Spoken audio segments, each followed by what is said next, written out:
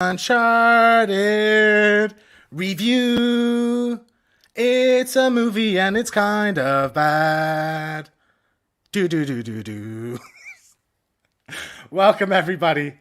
Thank you so much for joining us for the Uncharted spoiler review and to journey through this absolute train wreck of a movie is my good friend, the Ginger Geordie geek himself, Peter. How's it going, Peter? Second time's the charm, isn't it? I mean, wow, that was something. That was stunning singing voice, James. Look how red I've gone. I'm so embarrassed already. So, tremendous. Just to clarify to everyone why we just started like a minute or so late. I clicked the countdown, did the whole intro and everything. And I bring Peter on and he says, it says go live. Have you gone live yet? And I realized I didn't hit the go live So button, just to clarify for anybody watching, I've had to listen to him singing twice. Twice, exactly, yeah. So. Amazing. I mean, superb. Amazing. Thank you very much. It was embarrassing enough the first time, but there you go. So Peter, thank you. Welcome to the channel. This is your debut here on my channel. I have been a guest on yours many times, but since this is your first time here, why don't you just tell everybody watching what your kind of deal is, who you are and what you do? Yeah, sure, of course. So I'm Peter. I'm from Triple J Comics. I've been a lifelong comic book collector and fan. So on my channel, we do lots of things like unboxings, recently getting into toys. We do a number of shows together, me and James. We do What If, where we reimagine famous comic book properties, and we also do Boys and Their Toys, which we talk about all kinds of geeky stuff. I guess for your channel, James, you're predominantly a computer game-based channel, and I guess what I would say is I'm very, very old. I don't know if you've noticed that, James. I don't know if you've spotted that. Right. But I used to be very heavily into computer games. I was around, believe it or not, when the Master System first came out, and then the Sega Genesis. I tended to be a Sega man rather than a Nintendo guy. Yeah. And I got the first PlayStation when that first came out, first iteration of that. Nice. I was very much into Final Fantasy and things like that. So I don't play as many games now. I do dabble with Call of Duty and things like that with my son. Any Marvel-based games I get. Elder Scrolls, I used to play a lot of that role-playing kind of games. Skyrim and So I have got a bit of experience with computer games and that kind of stuff. Yeah, well, it's nice to be able to find something that kind of among the comic book kind of group that we're in, something that you can come on to my channel to talk about. You know? But you are lucky that you watched the movie because you're the only person. I asked everybody, like, just go see Uncharted. We'll do a review. So I know now who my real friends are. Exactly. I put the effort in, James. I put the effort in. That's all I'm saying. That's it. So just to go through the comments we got. Ephraim, there you go. How's it going, man? Thanks for joining us. And a couple of people watching, but that's all the comments for the moment. So we got it. So Uncharted. So Peter, what's your kind of prior to this movie? It's obviously based on a video game series. What's your kind of knowledge of it? Have you heard of it, or have you ever played it, or? Bot all. Absolutely nothing. I'm aware of it. I'd heard of Uncharted. Yeah. But I've never played the game. Never really. I'm not even aware what platform it's on. Is it on PlayStation? Yeah, it's PlayStation exclusive. Yeah. Did it come out? Because I did play a game called Far Cry. Did it come out around the same time as that, the first one? Yeah, the Far Cry 2, I think, launched about a year after Uncharted. But I'll just take it through kind of a little bit of history on the series. So, Uncharted, it started in 2007, Uncharted Drake's Fortune. And the whole series is kind of a third-person cover-based shooter. You kind of platform, but it follows Nathan Drake, who's an adventurer. And the kind of format of the series is that he's looking for a treasure and kind of following the path of like a legendary explorer. So it could be Marco Polo, Francis Drake, kind of those kind of things. But typically what happens is he gets into a bit of trouble. He meets a villain. There's a big fight. And then at the end, he doesn't get the treasure. And that's kind of how they usually go. So there's been 4 kind of main games in the series. Drake's Fortune, Among Thieves, which is my favorite game of all time. Drake's Deception, A Thief's End. And then there was a spin-off called Uncharted: The Lost Legacy, which follows a character that is in this movie, Chloe. So she got her own game, and then there's a handheld spin-off as well called Golden Abyss. So that's kind of the video game series. But Sony's kind of premiere, at least it was for the longest time, premiere series. It was kind of the showcase for graphics and gameplay. Nathan Drake was for a very long time kind of the unofficial mascot for PlayStation. So, So forgive us, James, because you know what my brain's like. Like I say, I am old. Nathan Drake, Yes. is that the character Tom? yes. Yeah.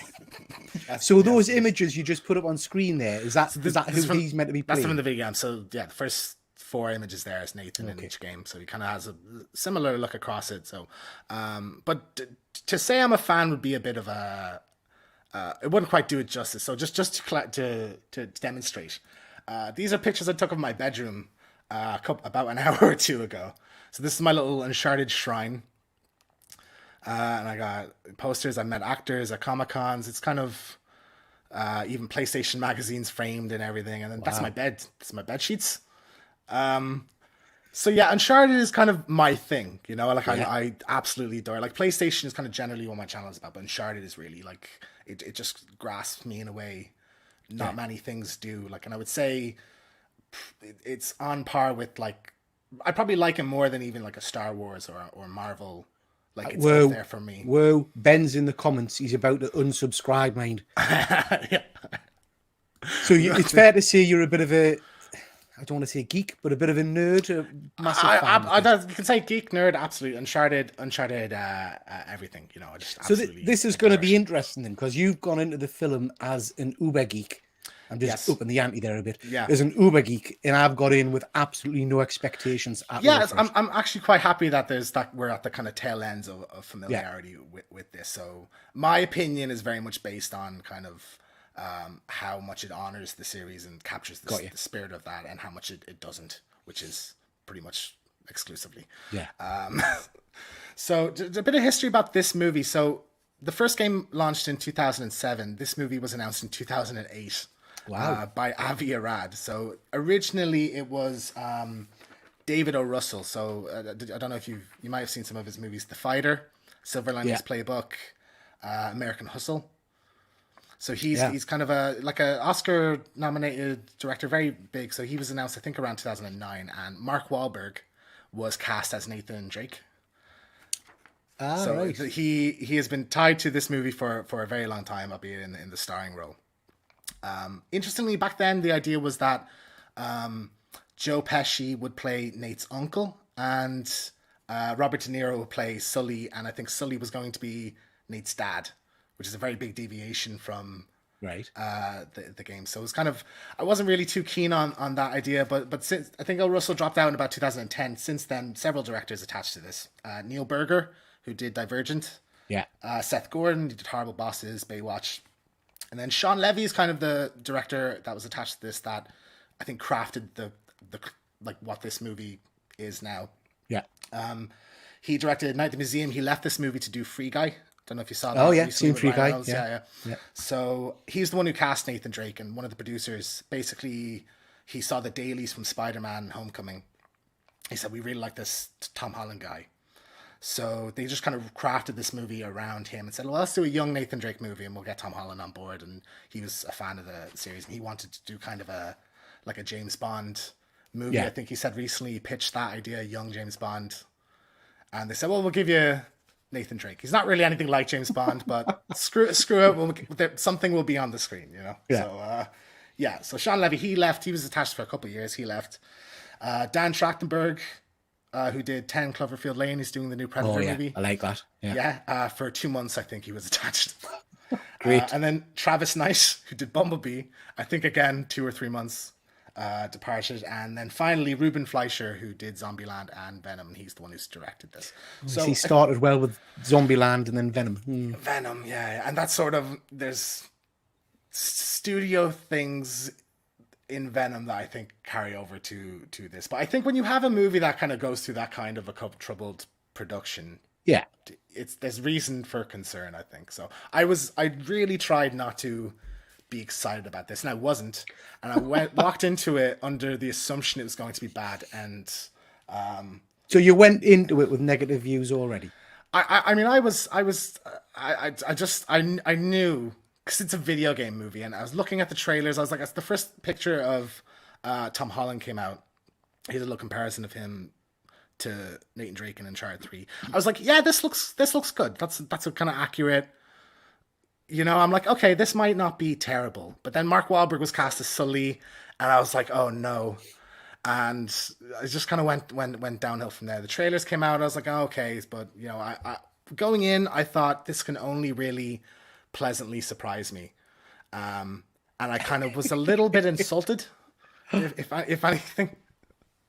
But like actors that people have wanted to play Nathan Drake, Nathan Fillion was kind of the big one people wanted, and he actually did play Nate in a kind of short film, like 5 minute long thing. So gave people that kind of satisfaction. But Chris Pratt, I think, turned it down at one point. He would have been very good, I thought, because Nate in the games is kind of like this Indiana Jones, but like Star-Lord, I think, is a very close character to who he is. He's like competent, but he's kind of a normal guy, and that was something in like 2007 where every kind of protagonist was this big muscly hunky, chews bubblegum and kicks ass character, and that's not what Nathan Drake is until this movie came out. Right. So so that's it. So I think the chewing gum. Sorry, the chewing gum thing. That's a theme from the game, then, because that kind of went throughout the film. Ah, right. That is made up. It was bizarre, but we'll get to it. I have that. Hang on. That's made up, James. It's all made up, mate. Well, it's made up for. It's made up for this movie. So I think you can get a sense of my kind of reaction to this. I'll go as we go along, scene for scene. I'll go into a bit more detail. But what did you think of this walking out? So you like I said, I've not got any experience with this film at all, and I have strong views on things. I mean, Ben's Star Wars show has ended a number of friendships, I think.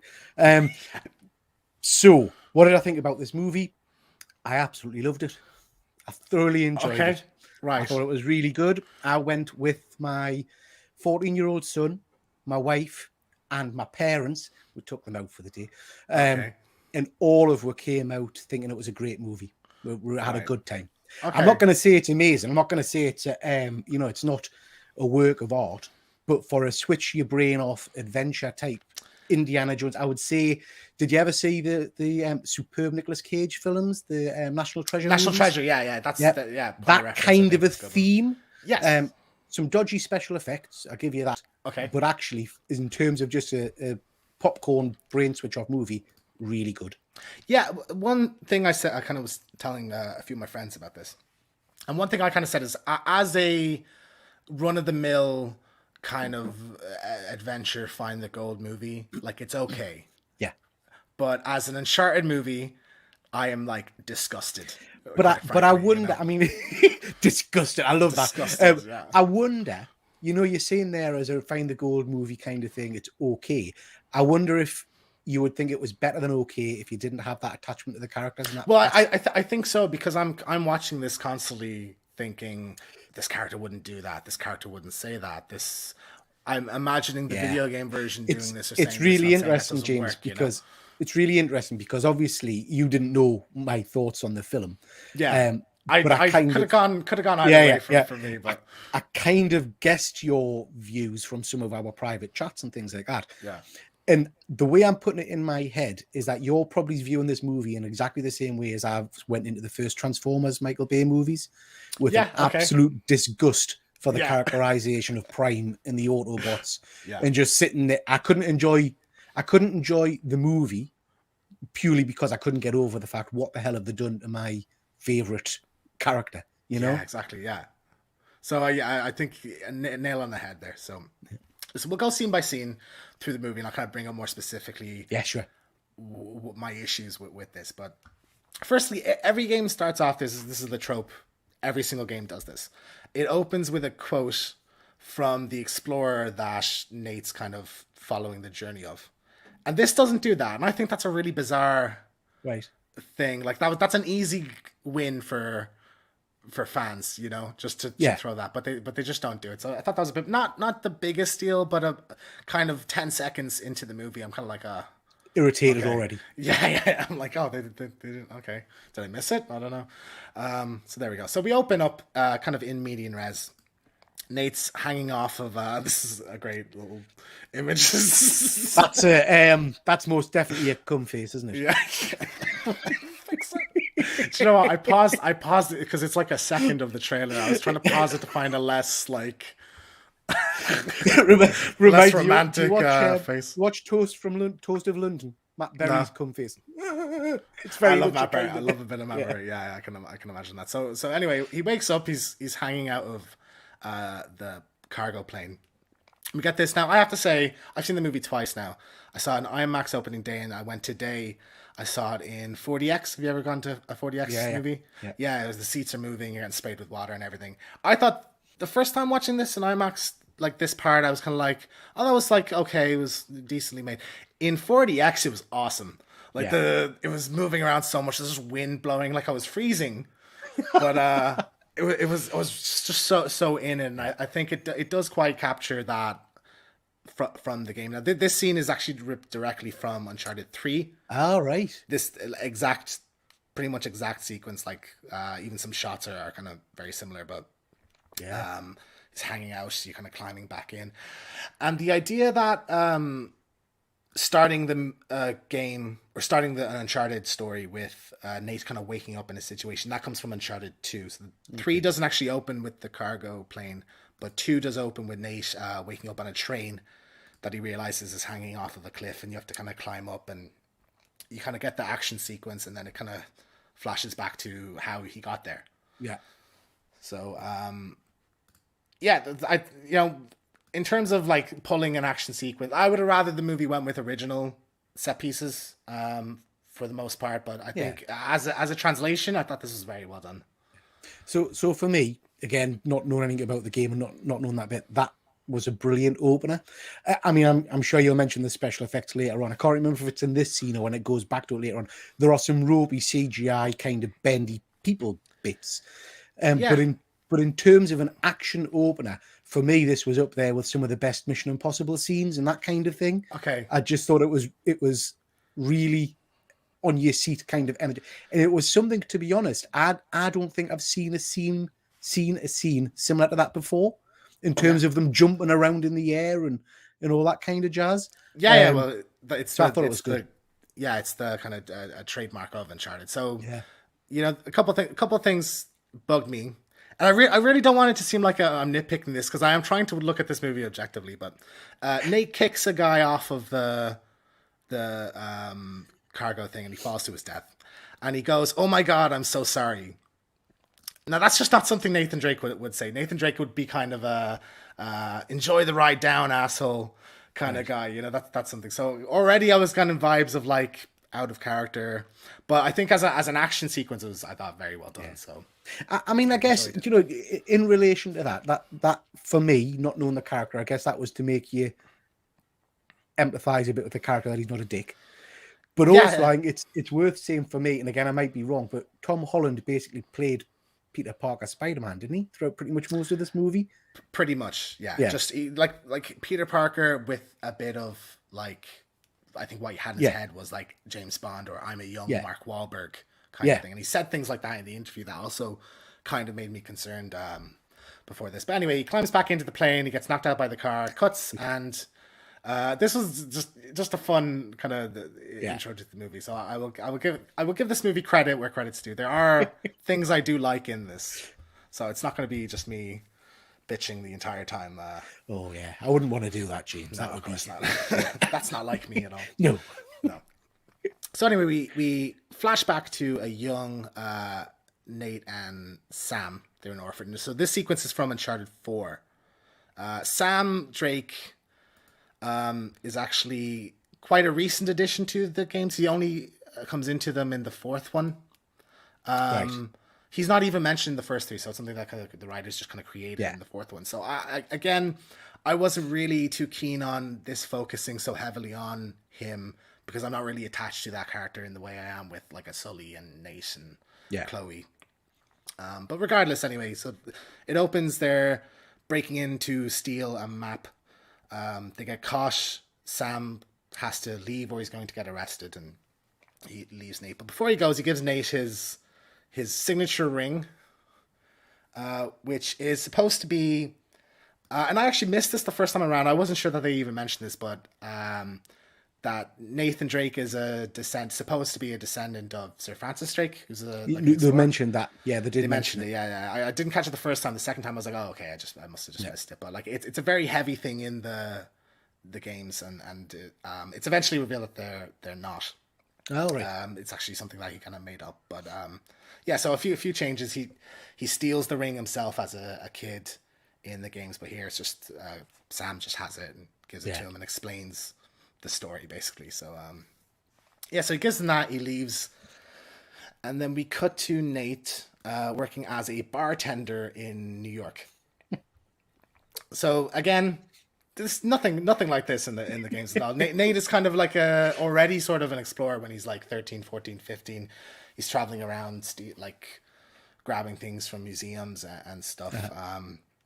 So I thought this was just an odd choice. I don't know. Is Tom Holland like have a bar at his house and he like can do good flips with bottles? Yeah. And they just said, okay, let's just have a bit of that. Let's just add it. Yeah, exactly. So I don't know, but there is a girl in this scene, a blonde kind of American girl who he steals the bracelet of. Now pickpocketing is a thing he does as a kid in the game. So okay. But when I saw this, I did see like a shot of this in the trailer. My initial thought was maybe this was Elena, who is kind of Nate's primary love interest in the video games. He ends up marrying her.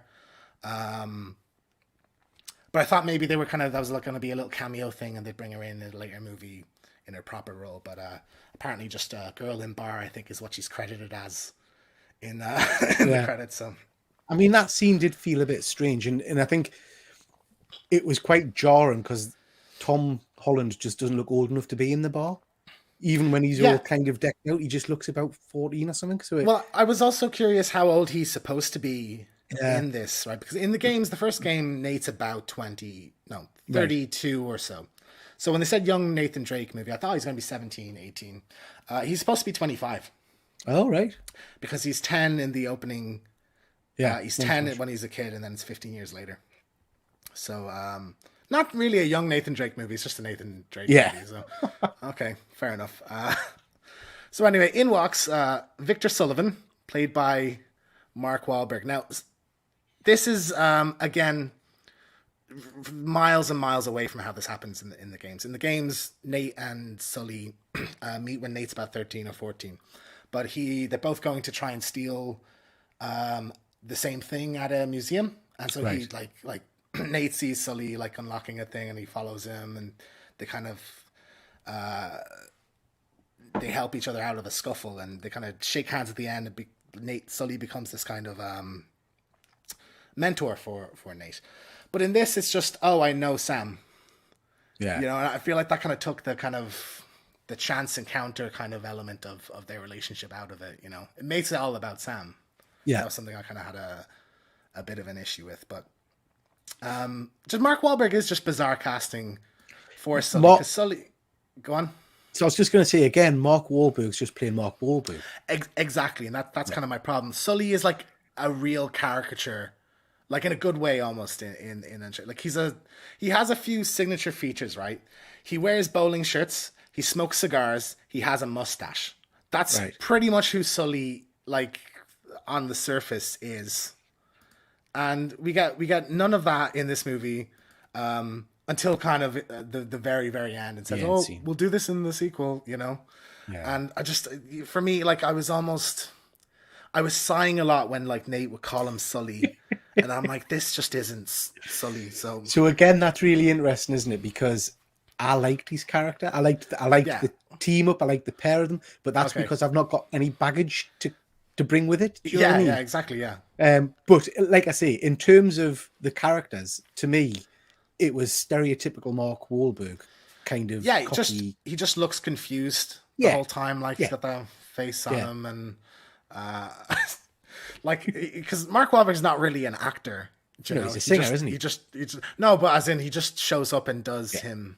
You know, he doesn't exactly have range. So yeah, I mean, as soon as that casting was announced, I was already like, well, this isn't going to be Sully, and I was right. I did like there was some like I do like Mark Wahlberg, so like I'm like, oh, Mark Wahlberg's here, okay, but just whenever he's called Sully or Victor Sullivan, I'm like, ugh, you know. My friend sitting next to me was actually like laughing at me because he said, man, the look on your face for half of this movie was I hilarious. don't think you've got into this movie with an open mind, James. I have to say. I did the second time, and I enjoyed. I walked out of the first movie like sick, like the first time I felt sick. And the second time, I think it's the 40X element of it as well. I was like, okay, listen, I got the shock out of the way. I'm just going to have fun. And I definitely came away more positively. And certain elements grew on me a little bit, but still just bleh. So, anyway, so Sully says to Nate, hey, I know Sam, we're going to go after this trade. He's going to know, piss off, basically, Nate says to him. And then he realizes Sully steals the bracelet and leaves his card. So Nate tracks him down to his apartment where he sees this on the wall. And this is the map that they were going to steal at the beginning. And it follows Ferdinand Magellan, who was supposedly the first person to sail around the world, and this treasure that they've hidden. So they're on the hunt. So Sully comes in tank top because Marky Mark's got to show off them muscles, you know. I do the same. To be fair, James, that's all right. I do the same. So I suppose I would as well. But yeah, so they're talking, and he says, I know Sam, I'll bloody all this, and Nathan's like unsure, so he leaves still unsure. But then, do you know what? He says, I'm gonna have a montage, right? I've been working on my Marky. I've been working on my muscles too, and we get a goddamn montage of a shirtless Tom Holland pumping guns. Yeah. I'm horrified at this stage, and like this, and as well as that, like another stylistic thing I really didn't like about this movie was the music, the use of licensed songs in it. Do you know, do you know what I mean? Though? I never even noticed, but interestingly, that scene there was my wife's favorite. I'm not sure why. I mean, but, I would imagine so. Yeah, I can see why. I mean, he's a hunk. You know, give it to him. But in terms of music, I have to be honest, James. It's not something I noticed in the film. I didn't really pay attention to it. It's just for me, like it just felt so out of place with the tone that I'm used to for Uncharted. You know, that kind of like a song would play, and it was like be a very modern song, and I'm kind of like, ugh, okay. But also just like the kind of sexualization of Nathan Drake. Nathan Drake is one thing that was beloved about him was that he was just kind of a normal guy. Like he's handsome, but he's not big muscles out, get his shirt off kind of thing. And this feels like something like some studio executive said, or even Tom Holland maybe. He goes, hey, I'm going to work out, so get me with my shirt off for a couple of scenes, you know? And it just... God, if this was in the game, people would go ballistic. Like they'd be fuming. So I was really... At this stage, I pretty much just gave up on the movie at this point. So, okay. So, moving on. You're a miserable bugger, mate, aren't you? Do you know what I mean? Man. It was a bit of eye candy for the female audience or the male audience, whatever. It was, had this been a Lara Croft movie and would have had a similar scene. Have you seen the Lara Croft movie? Yeah. The newer one. The newer one doesn't do it. She's a survivalist. Yes, I have seen. Is that the one? Yeah, I have seen. Alicia Vikander, yeah. So no, but I just really didn't like this at all. Like this so.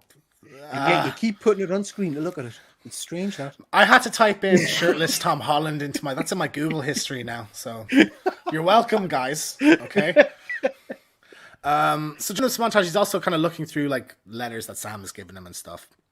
And we do get a little kind of Easter egg here. You can see a sticker that says Naughty Dog on his briefcase. Naughty Dog is the studio that develops Uncharted. Ah, right. So a little nice little. So already, okay, I was like, okay, cool. All right, I like that. So anyway, Nate agrees. So they're planning out. He's in a leather jacket because leather jackets are cool. And they realize that they need a cross. I can't remember the name of the cross, but it's a gold cross anyway. It's at an Yeah. auction. So they devise kind of a plan to steal the cross. But before that, Nate decides to give Sully a little gift, which is a cat, because people like cats. That was a little bit odd. It didn't really. Yeah. Just for the sake of a and it's a recurring joke as well. He mentions them later on in the movie, even in the ending. Oh, Mr. Whiskers. Yeah. Again, no basis in the games at all. This is just So that was just random because it felt just random shit. There's a lot of that in this. It kind of felt out of place, that bit. Yeah, how do you think I felt? I'm getting the impression not good. James. I mean, I like cats, but I'm like, what is this doing in my Uncharted movie? So anyway, they stood up. We got this. Okay. This is a joke I did. It's a bit shallow joke, but I liked it. That he sticks the earpiece in his ear and he's like, oh, did I push it in too deep or whatever? This feels like something maybe they riffed a bit in the car on filming, and that's what they came out with. So I'm like, okay. Well, I had a little chuckle. On that point, because I know on your Instagram post you mentioned something about the humor in this movie. Yes, I thought the humor worked. I liked the chemistry between them. I know you mentioned the what's the app? Tinder. There's a Tinder. Pretend I didn't know what it was. You mentioned the Tinder app, but that was funny. I didn't think it was very funny. What? Like even miserable bugger, James. Even you sound like me last week. I have. Look at how I have the ring on my neck right now, Peter. This is how much I care about this stuff. Okay, we've seen your bed sheets, mate. I know yeah, how we've seen your bed sheets. That's where the magic happens, man. So yeah, like just Tinder jokes about cats, jokes about pop culture references have no place. No business being in this movie at all. Humor has no place in this movie. No, humor is like Wish, you know, like riffing, like, you know, that's good, but not this. For God's sakes, I'm gonna go to the comments and a little breather for a minute. All right, I'm gonna see what's up with people, just to distract calm me yourself down from the anger of the humor. Yeah. Right, so there's a good few. So Fuzzy Dunlop is here. How's it going, Ben? Even Fuzzy. Attention-seeking geek. What's happening? Another documented nerd argument. Fuzzy Ben never shows his sheets. Don't think anyone wants to see Ben's sheets, do they? Insight into what James gets up to in the bedroom. Sonic and Detective Pikachu. Yeah, good films. Best. Yeah, Sonic was for kids for a kids movie, fine. Detective Pikachu I do like actually, but Pokemon I feel like almost doesn't count as like video game thing. Super Mario Bros. Double Dragon, and Luke is in looking as well. So there we go. So back to this train wreck. Yeah, okay. So they're at the auction, so they have to get this cross, and here we meet the villain supposedly of the movie, Antonio Banderas as Moncado. Moncado? Yes, Moncado, right. So, what did you think of this character? So again, I've seen your Instagram post. I know you're not impressed. He wasn't mustache twirling evil. Yeah. He was kind of understated, underplayed, which I quite liked. I got a surprise when I don't know, spoilers, I'm sure people are. I got a surprise when he saw off his father, and then I got a real surprise on the airplane. Yeah, I wasn't expecting that at all. Same, and actually, I really liked that because I'd expected him to be the big bad. And then exactly. So understated, and I quite liked him. Yeah, he's chewing a lot. Like I think Banderas is doing what he can with this. Now, villains has never really been Uncharted's strong suit. They're typically, rich British people, or like Eastern European military leaders and stuff like that. It's never really been the strong suit of the series. But I think he is like entertaining. I enjoyed watching him. Banderas clearly is having a lot of fun. He's chewing his scenery. So I thought it was quite effective. Like, so I really liked it. But one character I really did love. Again, Moncado's not from any games. He's new for this film, as is Braddock, who is his kind of henchwoman. Oh, I really like this character. Oh, Yeah. Woo! Me too. Yeah, Yeah. so that's an actress named I think is Tati Gabrielle, I think is her name. She's from So absolute. I mean, the character is superb. I think she's yeah. brilliant in the show. But my God, she's an attractive lady as well. I have to say. She is, but like she has such a good presence. I thought Oh as yeah, well, and like for just what's supposed to be initially like a henchwoman yeah. character, And it's I very think good. that's why the twist that comes later on I liked so much Yeah, because it was just well played. I thought. yeah, yeah. So there is, she is original, but there is a character who kind of initially watching the movie, I thought, why isn't this Nadine, who is a character that shows up in the auction sequence, is also a thing from Uncharted 4, and Nadine serves effectively the same role. She's the lead henchwoman for the villain, Right. and she fights Nate and tries to stop them stealing the cross. But Nadine kind of becomes more of an anti-hero character later on in the series, so I can see why they said let's have a new character to keep her more kind of ruthless and villainous. Right. But yeah, that great addition to the movie. I thought excellent character. Yeah. Very good. Another joke I did actually quite like, which is the Scottish the Scottish. I loved that. I thought that was brilliant. I mean, And then with the big lads now, you're gonna get your arse kicked out. I mean, it was telegraphed. You knew what Yeah, was exactly what was coming as soon as you started speaking, but it was so well done. I just had a good chuckle, and like he was just like, dude, I don't know what you're saying, man. Like it was funny, and it leads to I think as well a really good action sequence where Nate's like swinging on the lights and all. So yeah, in the game, the action sequence, Nate does shut off the lights. So I wasn't really expecting it to just go sideways for him, and he has to kind of dive. One thing that is in the movie that I'm not really, and this kind of plays into the like Nate's sort of supposed to be an everyman thing. He's like a parkour expert in this. Yeah. He does a lot of parkour, like, and Nate isn't. I know Tom Holland is like a trained dancer. He can do flips. He's probably good at parkour. So they just said, well, let's kind of make use of that, and I get that. But like, it's sort of, it was. I just kind of felt off for me for the character. Like he's good at climbing and stuff, but like doing proper professional parkour moves. Yeah, I mean, I did wonder because this is very, like I say, in theme, it's very similar to National Treasure movies, Indiana Jones and stuff. And to distinguish it from those movies, the action scenes in this were a bit more actiony, a bit more parkour and all that kind of stuff. You don't really get that in the National Treasure movies or in Indy. So I wonder if that was a decision made to distinguish it a little bit. Yeah, I suppose. I think more so it is just because Tom Holland can do it. Let's have him do it. And one thing I really want to give this movie credit for, that I thought was really impressive, the stunt work in this movie. Like Tom Holland came out and said he got like the shit kicked out of him basically doing this movie, like flipping flips. But some of the stunts in this, like this part where he swings off the light, whacks the table, he does about 5 or 6 flips through the air, like before he hits the ground. Yeah.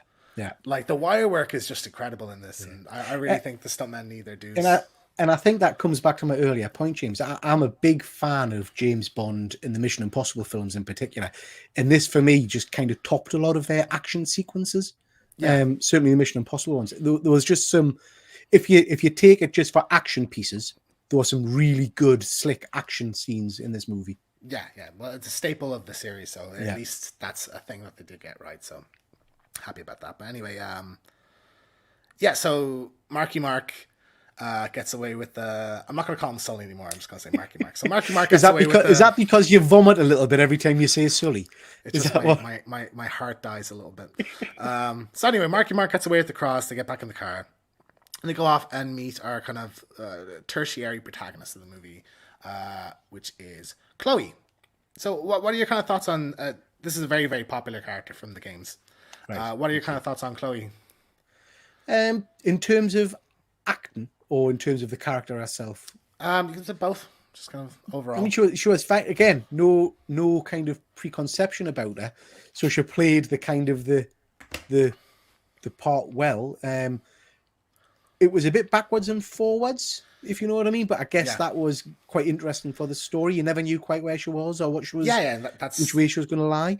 That's part of Chloe, definitely in the thing. But, so here she is in the game anyway. She's sort of a secondary romantic interest for Nate. They have a history of being in relationships and all that. Right. But one element, like Chloe's almost sort of supposed to be like Nate's Catwoman, where she's like has a kind of flirtatious, almost seductive aspect of her personality, and like a really sharp wit, like sardonic wit, that I thought was completely missing. Initially, I did actually quite like Sophie Ali's for the first 2 or 3 scenes, but I realized she doesn't ever grow out of that whole survivalist mentality. She never kind of grows closer to Nate, or you don't feel that anyway. Now, interestingly, for me, I didn't really pick up on any kind of sexual chemistry between them. I wouldn't have guessed that they were meant to be girlfriend, boyfriend, partner. They bang in the second one and everything. I mean, it's proper. They bang in the second one. Nice. Multiple times, I'm sure. Right. Before I didn't get any, and that's maybe again partially because I don't know how Tom Holland looks like a kid still. It just didn't feel like a sexual relationship. Yeah, like I think maybe it would have been better if they had have gone full love interest for her. Yeah. In this, I think maybe that would have worked a bit better. But yeah, like initially I liked. I think the actress does what she can with the roles she's given. But like even just from the script, like it just doesn't hold a candle to the character that is in the game. So anyway, we go to Barcelona, and they realize that they have to go to the church. So we have this little part now. So this is kind of a classic adventure movie trope, is like, what way do we turn the keys? Now, again, a joke I did like, but Sully just goes, "I turn it clockwise," and it shoots out the arrows, and he gets it in his backpack, and he gets killed. He goes, "Man, I don't have my glasses. I can't read this shit." I had a good chuckle at that. Okay, he gets it right the second time he says it. It was 50-50, man. You know. So yeah, no, I did quite like that. And this entire sequence is very, not specifically based, but feels a lot like Uncharted. Like I really enjoyed the sequence because it felt very much like, I say, like the old style. A lot of it, my wife kept saying to us, and again, I guess it kind of feeds in more to the end of the movie. She got a Goonies vibe from it. That kind of definitely. You know, so I enjoyed this. It didn't make any sense. I mean, it didn't make any sense at all as to where they buried it and all the rest of it. But and like these kind of mechanics for like 1600s, makes no sense at all. But you know, it's a movie. It's just a movie, Peter. And I did like the ongoing nun joke. I thought that was quite funny about the scary nun coming to get him and stuff. Did you? That didn't really land with me. That felt like one of the first ones. God, you're a humorless beast, aren't you, James? Come on. It's 50-50, man. I laugh at that, so I have a sense of humor. Okay. Was that your marky mark? Do you marky mark again? I like that. 50-50, man. But no, the nun one, it was just like, it was a little gag. Actually, one action sequence I actually forgot to talk about this was that when Chloe steals the cross initially, they chase that little part through the rooftops. That was again more parkour, wasn't it? Yeah, more parkour, but like it was fun. Mm-hmm. But anyway, they go kind of into the dungeons. Marky Mark has to go up to heaven, as he says, and they descend into hell. So it leads them to like a nightclub, which I thought was a weird thing. Yeah, that's what I'm saying. It makes no sense. That whole thing, because I didn't understand why the nightclub was there. And I got really excited initially because, do you know the part, it's right before they see the lights coming and it looks like there's fire and all this stuff, and they're like, what is that? So the first 2 Uncharted games have like a supernatural twist in them, like towards the end. The first one, it's almost sort of like zombies, like Nazi monster kind of things. And the second one, it's like these kind of big Hulk-like things that you think are Yetis initially. But I thought I really wanted this movie to go supernatural, and it didn't. Yeah. I hope the sequels do. Yeah. But the opening, it's on a nightclub, and I was kind of like, that's a shame. But so the two of the Scottish guy and the other big henchman guy are looking for them in the nightclub. I don't know why they're in the nightclub, how they got there. Yeah. I know they're like, I'll go find them, but how they got to the nightclub, who knows? But they said, okay, we need a distraction. Let's set fire to the bar. And I feel like that's going to draw more attention to them Yeah, than if Nate had just like flipped some bottles while Chloe was you yeah. know To be turning the fair, key or if whatever. I ever need a distraction, that's my first port of call, setting fire to stuff. Just set So fire to it. Yeah. If yeah, ever you have a problem, just light it on fire. Solves everything. Burns away the sins. yeah, So anyway, they go in. They have the key turning thing, and another classic kind of adventure trope. But the place starts filling up with water. yeah. So simultaneously, while this is happening, what they need to do is Sully needs to turn the key in a corresponding lock up in a Papa John's. Now, I thought the Papa John's thing was a bit like, ugh, why product placement? Get out. But the fight scene here was really cool. I thought Oh yeah, very between good. Braddock and Sully, it was really well directed.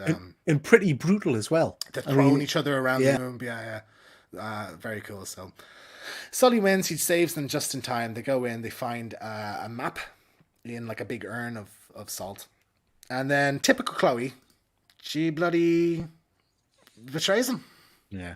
So there you go. So it turns out that she is working with Antonio Banderas. And were you surprised at this? I wasn't surprised at her turning on him. I thought she was after the goal and stuff. I was a bit surprised at the fact she was working with Antonio Banderas. Yeah, I didn't see that coming, but I Yeah. saw her turning on them to go and get the that's treasure herself. I thought, Yeah, exactly. Yeah, yeah. So that makes sense. So yeah. So we get to the big twist of the movie. The kind of next scene is she goes to Braddock she goes to Moncado. Turns out she's working for him. We get to the plane. oh, And yeah. we get this little monologue from Antonio Banderas, the kind of victory monologue. And then Braddock just goes and bloody slices his throat, like in the middle of a sentence. I was going to say, without any indication to the audience that that's about to happen. No, it's like it cuts his monologue off. Yeah, Like yeah. it's You just there's see no the lead knife to it. kind of appear, and I thought that was tremendous because this is Antonio. It's that horrendous shark movie with Samuel L. Jackson when he's in the middle of the speech and the shark jumps up and eats him. Deep Blue Sea or something. Deep Blue Sea, it, yeah. it was kind of Like that. that. Yeah, yeah. I Yeah, get like that, hang on, definitely. this is the big actor of the movie or one of the big actors of the movie, and all of a sudden he's gone. You know. Yeah. I loved it. I thought it was great. Well done. Yeah, I figured Braddock would turn on him eventually, but I thought it would be like after they found the gold because I went back through in every single Uncharted game, either the henchman betrays the villain or the villain betrays the henchman. So I was figuring this was going to happen, but I thought it'd be much later. I didn't, and the placement of this and at this point I was really surprised. So I'll give the movie a clap for that. Well done. So yeah, Braddock is our main antagonist. Yeah. So we catch back up to the plane sequence. You have this kind of free fall with the car, and then onto the cargo with the chute. Yeah. That's the car part's not, but the cargo bit is exactly from the game. Yeah. Chloe's not there though. They wash up on shore, and we get bloody this guy. So, yeah, that was a slight shame because I mean, I had to message you afterwards because I get the need to give the fans a nod and all that kind of stuff, but this was so out of place and so bizarre. Do you know what I mean? It made no sense to the. Do you know how Stan Lee's cameos kind of fitted in with the storyline at times? This didn't. It was very much. You know, it just felt like a jar from the. That's the thing. It's like almost. It's fun for fans, although I think a bit too on the nose. Yeah. But for people who don't know, it's just confusing. Yeah. So it's sort of that in between. Like this part doesn't really know. Like I'm happy though there's no North who plays Nathan Drake. I'm happy he's there, but it was so like we fell out of a plane. Oh, I did that once, and I'm like, are you Nathan Drake too? Like what's it? You know, Yeah. it was just kind of odd. But it was even the way I was like, loads of people aren't going to know what that means. Yeah. Like my mate said it to me, then you texted us on WhatsApp. Yeah. Am I supposed to know who that guy was? But Nolan North is an absolute champion. I have met him. This is a pre-beard James T. Keegan. I met him multiple times. He's a fantastic guy. So Yeah. happy to see him. This picture was released like a year ago though, so I knew he was going to be in it. And we got a little hint the first of 2 times during the movie that the actual Uncharted theme from the games play. Yeah. The do do do do do, it just plays like faintly in the background. And I'm like, Right, "Ooh, yeah, right. I don't understand why that's not just the main theme of the movie, but I was like, okay, cool. So a bit on the nose, but I'm happy. I'm happy it's there. I would prefer this to him just not being in it at all. Yeah, yeah. I just like I say it. The movie up till that point had felt very smooth, and then all of a sudden that jarred us into what? It was like I Yeah, just didn't understand it. right. That's fair enough. So anyway, they check into So they wash up at a resort, and they check in, and they're going through Sam's postcards that he's been sending Nate throughout the movie. Now, funny enough, right? Because I was looking at this picture and I was like, oh, and I was like, hang on, isn't Tom Holland shirtless in the scene in the movie? And he absolutely is. So I don't know, did they shoot this twice? Once with a shirt and once without a shirt, or did they CG a shirt onto him for the promotional picture? Save it for the movie, guys. I don't know, but anyway, he's got no shirt on. He doesn't have a shirt on for like 20% of his screen time, I swear. Like, it's just Nathan Drake, ladies and gentlemen. So anyway, they go through the photos, and kind of another motif is that Nate has a lighter belonging to Sam, and they have they use like invisible ink to send messages and stuff. So he realizes that the kind of key to all this is on the postcards. Uses lighter, finds coordinates to the treasure. So he leaves the coordinates for Chloe, fake ones, and she because he's like, she's gonna steal them. So she pisses off in the other direction, and then he goes and finds the Magellan's ships. Lush. With 5 billion at least worth of gold. Another thing I loved about this movie, actually, now I'll give it credit, is the set design. Oh yeah, and a lot of the cinematography. Like, it looks stunning. Quite a lot of it. I loved this scene, and like I say, my wife was nudging us saying it's just like the Goonies, because it felt very much like the scene in Goonies where they find the ships. All I would say from a negative point of view, putting my sensible head on, is if people have been searching for this treasure for hundreds and hundreds of years or whatever, 500 years, did nobody notice the massive bloody hole with ships underneath it that they fly them out of? It is also like a small island as well, because with a beach and a bar and you're right.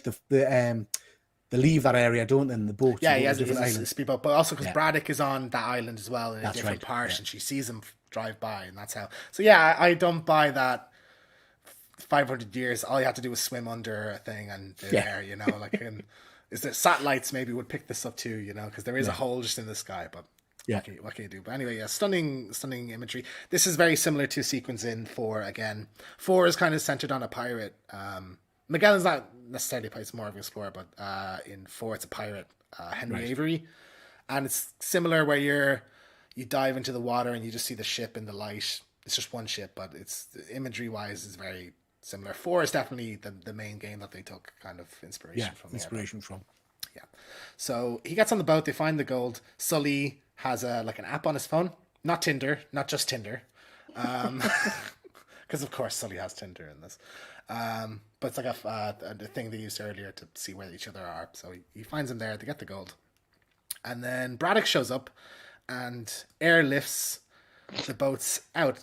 Now, this is not from the games, and I actually love this set, conceptually at least, this set piece. What are you laughing at? Well, come on. I mean, like I say, I really like this film. I love the stupidity of it, the action of it, but that's friggin' mental, isn't it? I mean, how much is it? £5 billion worth of ship, and they think it's a good idea to slap it onto a. Well, how bloody else are you gonna get it out there? Because how did it work out for them, James? It never works. It never works out for anything. Greed is a sin, Peter. That's that thing. They never get away with the gold in these, except for they always pull out like one nugget in their pocket. Yeah, and they're like, I got this little bit. This will do us for a couple of years. But I don't think this is like it's kind of bombastic, I guess. But I don't think it's necessarily outside. It's not unrealistic, is it? They put nets around the boats and carry them out. Maybe the fact that the boats are standing up. How old are the boats? 500 years old. I'm not sure structurally they would cope with that, would they? I don't know. It was a silly scene, but I thoroughly enjoyed every minute of it. Yeah, Put it just like that way. I could picture that this scene I would actually really like in one of the games because I can Yeah, imagine like swinging from one ship to the other and climbing up the mast and that kind of stuff. yeah. But yeah, so they anyway they originally when Braddock is lifting the ships, they're hiding and then they come out and we got this big fight sequence on the ship. Yeah. Now Tom Holland did say before this that he said he regrets part of his performance in All this. He right. said this a few months ago because he said he felt like he was focused more on looking cool than like being an actor, All right. which they're concerned. I get that when you see shots like this, do you know, Yeah. do you know Yeah. where thing. But yeah, anyway, Nate gets his. We have kind of a sword fight, scuffles on the boat with the henchmen. They kill them all. Sully goes up, pilots the helicopter, and we get. It was cheesy, but I was like, okay, I'll accept this. Nate, go on. Yeah, and I enjoyed the fight scene. I thought it was well choreographed. I thought, like you say, a bit like the cargo scene. It's something Yeah. I've not seen before. Do you know what I mean? Two big ships banging into each other and stuff. Yeah, it, I enjoyed that, and something stuck in my mind, and it's the first time I felt it in the movie. I remember you either saying beforehand or messaging or whatever that the character of Nate is not meant to be a big fighter. He's meant to kind of bumble into things, and it's yeah, not. And there was very sort much of, a scene where he fell and the cannonball falls into his nuts, and that yeah, felt a yeah. bit more bumbly, if you know what I mean. But yeah, but there's I think they put a cup. He's so like graceful in his movements for the rest Yeah. of it that it feels like that's just pandering. Do you know? Yeah, Like it's yeah. the same thing where he gets his foot caught in the cargo holds earlier Yeah. in the movie. Yeah. It doesn't mesh. Do you know? There's no consistency, and that's Yeah. the thing I did take a little bit of issue with. But anyway, we got this kind of the fully formed character when he puts on his gun holster. Yeah. His iconic gun holster, which is the only part missing from my cosplay right now. Uh, it's a very easy one, I have to say now. This is where I go to Comic Cons. But yeah, he puts on his gold holster and the Uncharted theme like just kicks into gear. And I was like, okay. I'm like, how this is done, it's not amazing, but I like how I like hearing that theme Yeah. kick in on the big screen. And yeah, he's doing some action poses, but I'm like, okay. He's killing people. Yeah. And he just doesn't seem to care. And that is kind of a thing in the games. Like people make, like, you know, it's like there's 4 games with Nathan Drake. You know, you shoot people. That's what you do throughout the game. Yeah. So there's this thing people refer to as called ludonarrative dissonance. It's the idea that the story doesn't mesh with the gameplay. So like Right. Nathan Drake is this fun, bubbly guy, but he's killed like 600-700 people. Yeah. Yeah. You know? And I mean that's quite apparent. Like you mentioned at the start, the scene in the airplane where he's apologizing for hitting the guy and him falling. Yeah. And then it felt very, because I don't think up until this point he's really purposefully killed anybody. And then he kind of whips the gun out and starts shooting people. But also, he's just amazing at shooting people, and he's Well, never. yeah. I don't think he's supposed to have ever held a gun Yeah. up to this point. And like again, he's kind of what's the male version of a Mary? It's a Harry Sue or something, is it? When like just the character is just really good at everything. I feel like there's like an element of that in this. I think we'll call it a Peter. A piece. Yeah, because you're good at bankrupting yourself with action figures. That's about bloody it. So yeah, so he's there shooting the guys. I'm like, okay, he's got the full look. I'm like, all right. So I'll just try and do this bit of slow mo. You know, this bit where he crashes. Yeah, cinematography is like it's cheesy. It's very cheesy. But yeah, like you said, like not many movies have this kind of vibe to it. Like I'm more familiar because this is very much in line with stuff in the games. But I guess for me, it was very much of yes, there's some killing in it, so maybe it's not as much, but it was very much back in my youth. You would sit at Christmas and watch kind of the family Christmas movie adventure romp, and it was that kind of a movie. Do you know what I mean? yeah. Like it's almost sort of like I could see the way Sony might want to go with this, which is basically like make it Fast and Furious, but Yeah, mixed with like Pirates of the Caribbean. You know, like, might be jumping the gun, but do you think we're going to get sequels from it? we'll get to it at the end. We'll talk about kind of what they're setting up. We're almost there, but anyway, that they have the shootout. Braddock gets killed. She gets a boat dropped on her. and Sully very kindly throws his gold away to save Nate, even though it looks like he's not going to save Nate, but throws his gold away, catches Nate. They're on the boat. Braddock gets crushed by the ship. And that's a good scene, mate. Yeah, I did like that. It gave me kind of GoldenEye vibes, just and they get away with just a little bit of gold because Nate just filled his pockets. Even though he was, the way he was flipping around and stuff, I don't buy that he had like £5, £10 of gold in his pockets. Yeah. And this is the thing about, all these kind of movies. Gold weighs a bloody ton, doesn't it? Yeah, exactly. His pockets were full of the stuff. Full of them, just all nuggets. And he gives him his bubble gum as well, which is a I mean, Howie, that's a funny scene where he has the touching moment. He gives him the bubble gum and he chucks it out the window. But what's this bubble gum? Nathan Drake kicks ass and chews bubble gum. Why? Bubble gum? What are you doing in my movie, man? Yeah, no, I got it. It ties into the Sam thing. You had the thing with Sam. It's my last piece. Yeah, all this stuff. I get it, Peter, but I don't like it. So, so we got the title cards come up. This kind of poppy song comes on, and I was listening to it closely. The first time I was like, ugh, some license song. Second, when the main title comes up. The second time I watched it, I realized that the words Uncharted are in it. So I think it's sort of like, this is a thing Sony kind of does, where they get like a big star to do a song, like the way Eminem did the Venom song. Yeah. Do you know that one? The Venom, so this had like, and I'm Uncharted in this, it was that kind of, I was kind of like, ugh, but it's anyway, it's worth noting. But anyway, that song comes on, you got the title, and we get kind of, not necessarily like a post title, but not a post credit. But we got first scene. You find out Sam is in fact alive. Yeah, and he's in prison. Now this is kind of taken from the fourth game again because it's the only game Sam is in. And that was kind of telegraphed, wasn't it? We knew that was going to happen. I think. Yeah, even my friend who never played Uncharted went like, "Oh my god," like sarcastically because he's like, "Yeah, of course he's still alive. Like you don't kill the main characters." But also like. It seems like Sam's kind of already gotten off to a bad start because he was around in the games. Nate and Sam are together up until they're like in their mid-20s. Yeah. And then in front of Nate, like a job goes wrong and Sam gets shot and he ends up being in prison. That's why we don't hear about him. In this, Sam is just kind of around, but he just doesn't visit Nate. Like, if 15 years goes by and he's writing him cards, but he never thinks to go and visit him in all that time. Yeah. So already I kind of think Sam is a bit of a dirtbag. Because I think he's only supposed to have been in prison for 2 years, whereas in the games it's like 10 or so. Yeah. But yeah, so Sam is alive to be brought into a sequel, I guess. Yeah. Big shocker there. So yeah. So we get it's the kind of pre-credits and then a mid-credit scene. Yeah. Now this is juicy for fans, right? However, I think this was like maybe added after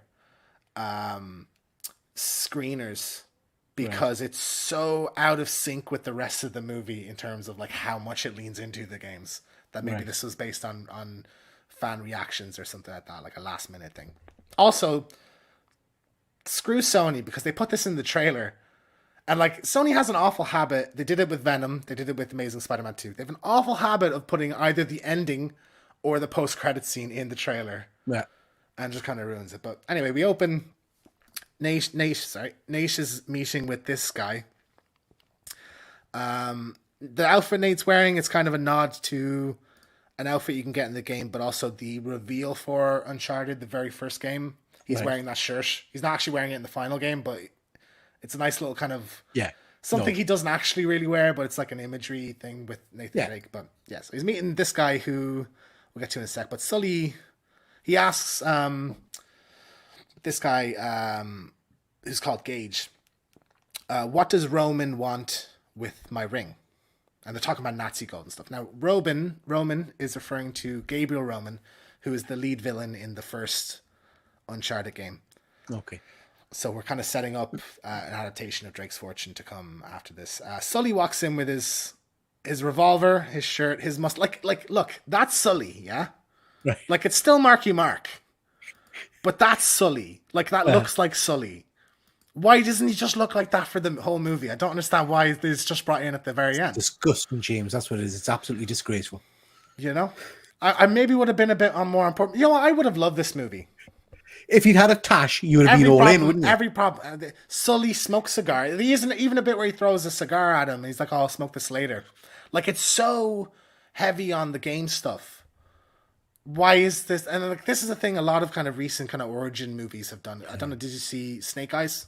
Yeah. Oh God. Snake Eyes. Awful. I liked Snake Eyes. Oh, again, stuff. That might just be. Well, okay, you know what? Snake Eyes is your Uncharted. There's no Snake Eyes in it. Well, there's no Nathan Drake in this. There's no action in it. It's just, and then there's giant snake. Oh, James. But anyway, I like the giant snake bit, to be honest. But you know what I mean? Like the last scene, again, it's in the trailer, but the last scene where the mask comes on, now he's Snake Eyes. Yeah. Oh, sequel. We'll get that in the sequel. It's like, why don't you just give us it now? And we might be on board then. Yeah. But like, yeah, so Nate points at him, oh my God, what's that on your face? Mustache? Sully with a mustache, haha. You know? But, God, I'm getting angry. I'm going to need a drink after this. So it's really upset you, this film, hasn't it? Ah, man. Heartbroken. Do you know what? Remember I said earlier I came about more positively? No, screw this movie. I hate it. This is a terrible movie. So anyway, he's pointing at him. He's like, oh, funny, right? So this character on the right, this villain that he's meeting. So this, the actor's name is Pilau something, but he's from Game of Thrones. Oh, all right. Do you watch Game of Thrones? I do, yeah. I didn't pick up who it was. I thought, and I've not gone back, I thought it was the guy from Fringe. I forgot what he's called. I'm not sure, but he plays Euron Greyjoy in it. He's kind of comes in. So do you know Theon? His uncle who comes in later. He's like a pirate kind of guy. Yeah. Which is suiting because this is the guy is the most video game looking guy I've ever seen. And he's not even from the video games. He's got a bloody eye patch. Like he's got the big scraggly beard. Like it's just a golden gun and everything. So he's in the credits he's named Gage. Now he's not based specifically on anybody in the games, but there is a character who has a golden gun who's a henchman for a Ronin called Eddie Raja. So I thought maybe, because I didn't catch that this character was called Gage until the second viewing, I thought, is this supposed to be Eddie Raja? But then Eddie Raja is an Asian character, and I just can't imagine them whitewashing that, you know? So I don't know if this is just a separate villain or they're just going a different direction with it. I would have actually been genuinely excited if it was Eddie Raja, because he's such an interesting character. Or just and the ring, James, is that's got code on it or something like that? This one? Yeah, my son all the way through said there's something about the ring. Yeah.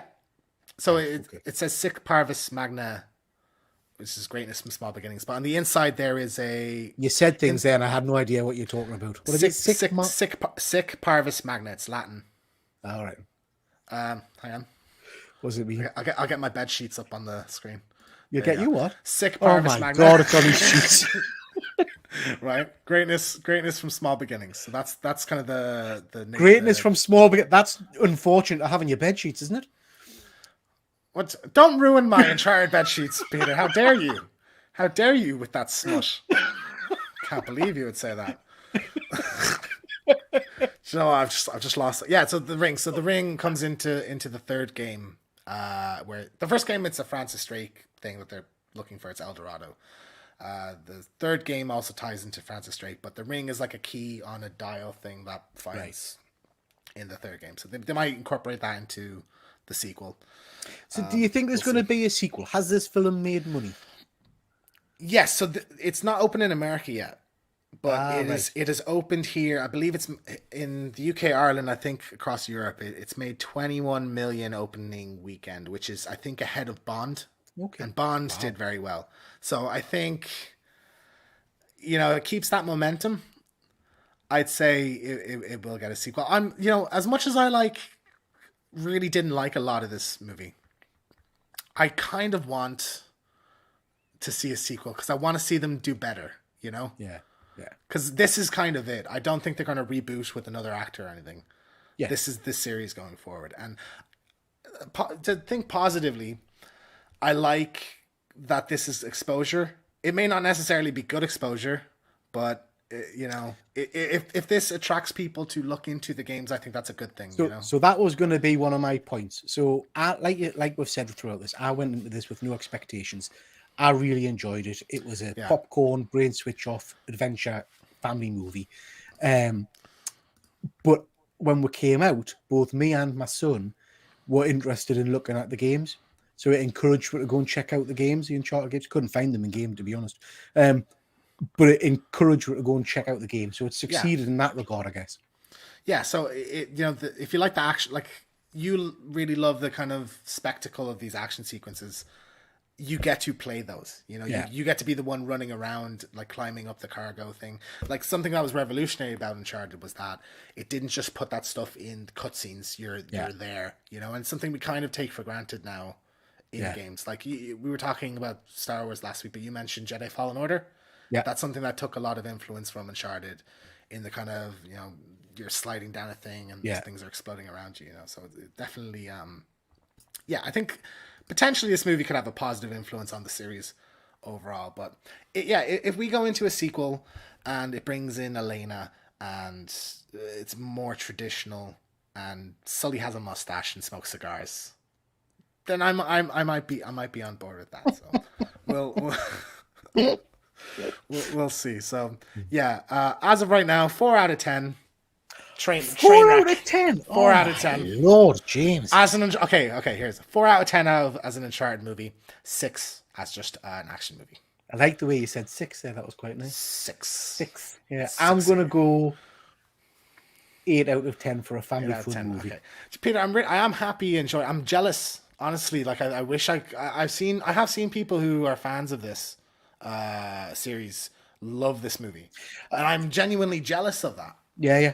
I find that, I mean, you know, going back to the conversation we had last week about Boba Fett, these two shows have really been interesting in terms of fan expectation.